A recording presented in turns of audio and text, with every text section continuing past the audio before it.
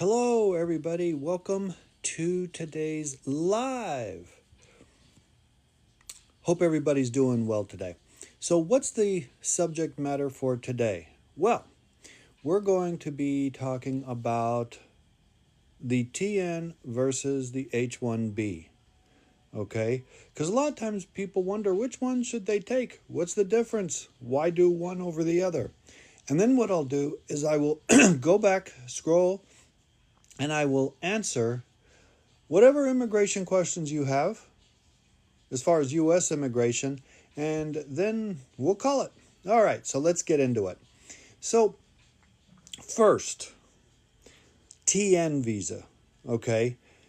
You're not even going to apply for a TN visa unless you are a Canadian citizen or a Mexican citizen, period. Okay, TN doesn't apply to any other country except those two countries. Okay, H-1B, well, those can be applied anywhere, okay, if you qualify. So what's the main differences? Okay, and in order to describe the differences, first, I have to tell you what the similarities are. So basically, if you have a college degree, which some TNs don't require it actually, but generally, if you have a college degree and the position requires the use of that degree, then you're looking at, a TN or an H-1B. Now, with the TN, they have an appendix, which is where you can look and go down every single one and see if you fall within the description of what is allowed by a TN. Now, you can certainly be creative. Okay, I've been very creative with TNs where it doesn't exactly fall into it, but you can make an argument that it's similar enough that it will.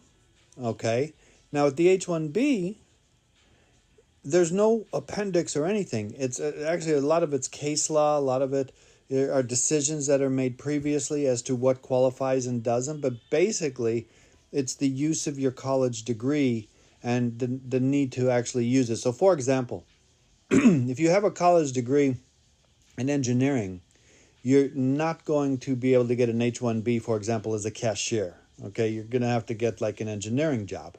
Okay, that's how that goes. The next part that you want to look at is how long each one lasts.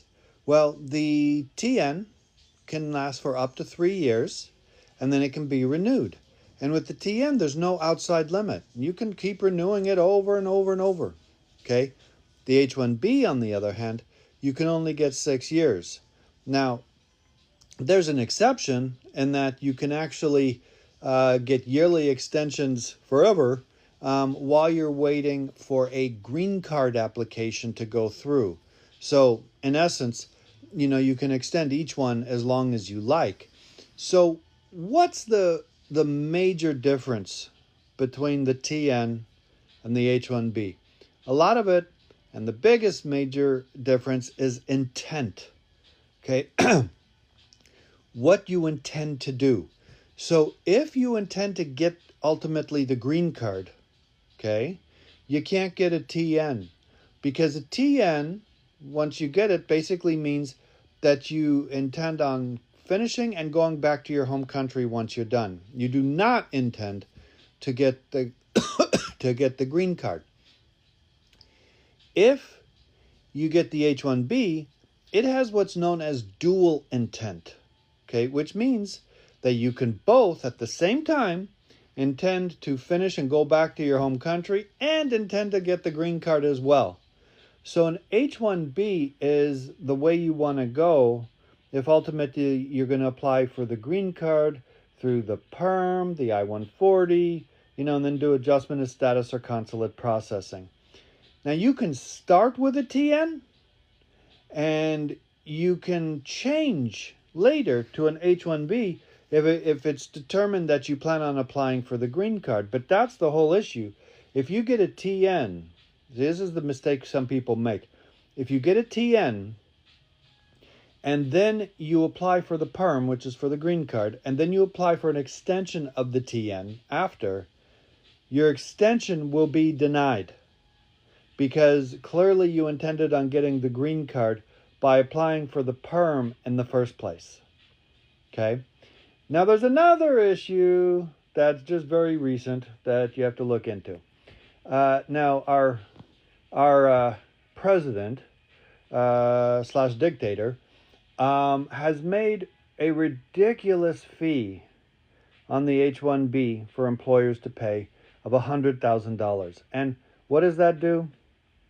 That essentially makes it so the H-1B is unattainable in reality. Okay? So I know there's going to be lawsuits that'll go forward that'll basically say that fee is punitive, that it can't be done, that essentially it removes the available H-1Bs that are normally available for people. So I know that ultimately the lawsuits will come, but for now, if you, your employer, whatever, don't have $100,000 to do an H-1B, which you most likely don't, and even if you did, that's a ridiculous fee, then you would do the TN if you qualify based on that. And if you want to ultimately apply for the green card, you would have to time it properly. So you would do the TN, then like right after you got it, you would apply for the perm so that it had time to percolate along, and you could then apply for the I-140 and possible adjustment before the TN would expire. That's how that would work. Okay? Does all that make sense? I mean, TN versus H-1B, a lot of different issues to unpack there. Alrighty. Let us see what questions we have. Let me scroll back to the beginning here. All right. Now, if you have questions, now's the time to ask, because once I get to the bottom, that's when I say goodbye. Okay. Just a minute. Everybody doing good today? Yeah? Okay.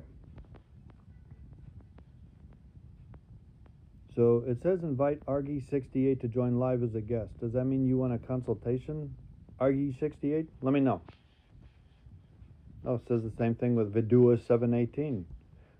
Why does it pick some people to invite as a guest and other people's not? Is that because you want to be invited and you sent me an invitation? I don't know yet.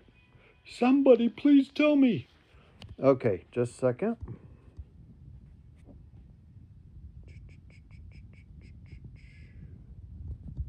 Okay, so I'm just scrolling up. A lot of people that joined, but so far not a lot of questions, which is okay. Sometimes we do, sometimes we don't. Okay. Tum Sato. You say an attorney recommended applying for asylum while doing my family petition. Okay, well, first things first. Is an immigration attorney? Did the attorney determine that you actually qualify for asylum? Do you want to know what happens if you file a frivolous asylum application? You'll be barred from any immigration benefits for the rest of your life. Okay, it's a very, very severe penalty. So, first of all, what kind of family petition are you doing? I suspect that you might be doing like a sibling petition or something that takes many, many years to become current. So, if the attorney recommended doing asylum so that you can stay here and kind of fight it for years while the family petition's percolating along, that's not a good idea if you don't have a valid asylum case. And have you been here over a year? Because then you have to get over the 1 year issue. So there's all kinds of issues. You can't just apply for asylum just to delay. That's not a good idea. Okay? There's all kinds of problems that can happen with that. Okay. This is from Pridge Karki. Can an H-1B visa holder transfer to a new employer before starting work with the current employer? Well, so basically you got an H-1B, you decided not to work for that employer and you want to go to another one. It's not really transfer, okay? In order to do that, you have to file a new H-1B. So the question becomes whether you fall under the lottery system or not, okay? If you work at least 1 day for the current employer, then you can file a new H-1B without having to go under, the cap system of the H-1B.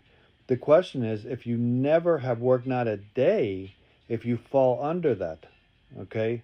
And if you don't, then you might not be able to without getting another cap H-1B. So I'd ask, why are you not even working a day for them? I would work a little bit for them, just so you can, you're cap exempt, as they call it. Okay. Okay. Well, Tom Suto, you answered another question through your wife, who's a legal resident. So the question is, why would the attorney tell you to apply for asylum? I mean, do you not have a legitimate marriage? Is it not bona fide? Okay. So I need to know, for example, how did you enter the country, and so forth, to know better how to advise you. Okay.